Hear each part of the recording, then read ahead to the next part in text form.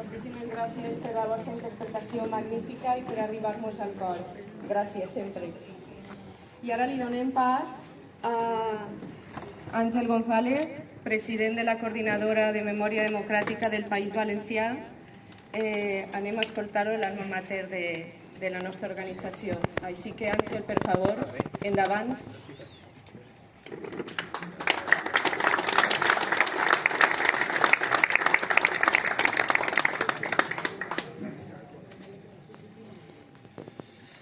Se me sent? Sí.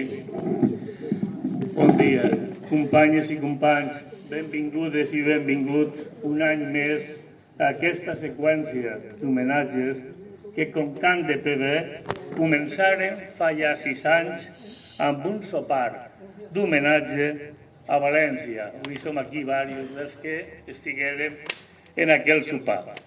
I hem anat al llarg del temps, fent-lo cada any en la sessió de quan la pandèmia, que aquest estiu no el poguérem fer.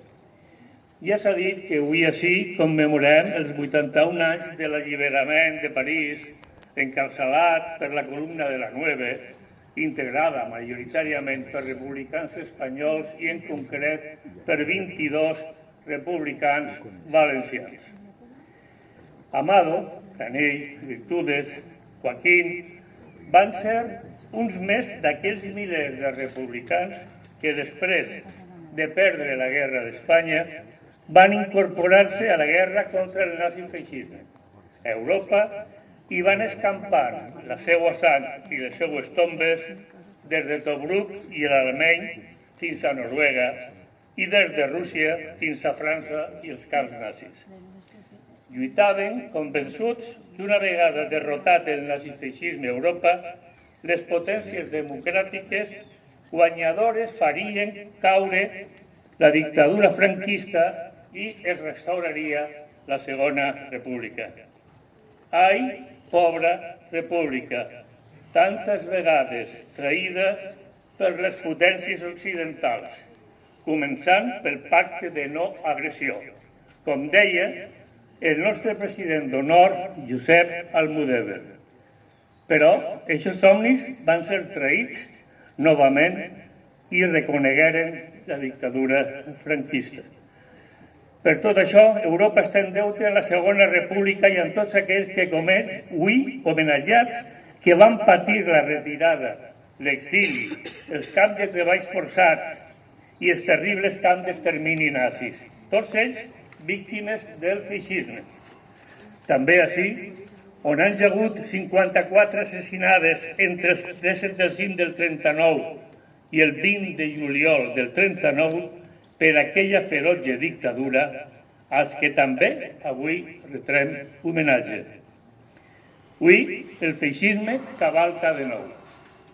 Un feixisme de nou tipus que té com a divisa el salvatge neoliberalisme econòmic i social i l'aniquilació de les llibertats democràtiques i l'estat de benestar a Europa, que no dubta a l'hora d'exterminar assassinant a tot un poble com el palestí, que emprèn una desaforada carrera armamentista per enriquir-se encara més amb la mort i el terror d'abocar-nos a les portes d'una tercera guerra mundial, que impulsen l'odi al migrant, el racisme, el masclisme assassí, l'homofòbia, en definitiva, la negació dels drets humans. I front a ell, tan sols cap la lluita decidida en defensa de la memòria democràtica, els drets humans, les llibertats i la pau. Memòria que el neofeixisme no va dubtar en atacar res més formar govern a la Generalitat, derogant la nostra llei de memòria i imposant la seva llei de la discòrdia. Un pamflet de 5 articles i diverses disposicions transitòries que constitueix un atac frontal a totes les víctimes del franquisme, que blanqueja la dictadura, ataca la Segona República i ataca les lleis de memòria, totes en generals, perquè diuen que neguen la llibertat d'opinió i de càtedra. En fi, pur feixisme negacionista. I una mostra més, els pressupostos de la Generalitat enguany, per exemple, en ells no hi ha cap mena de subvenció ni d'ajuda a les organitzacions memorialistes.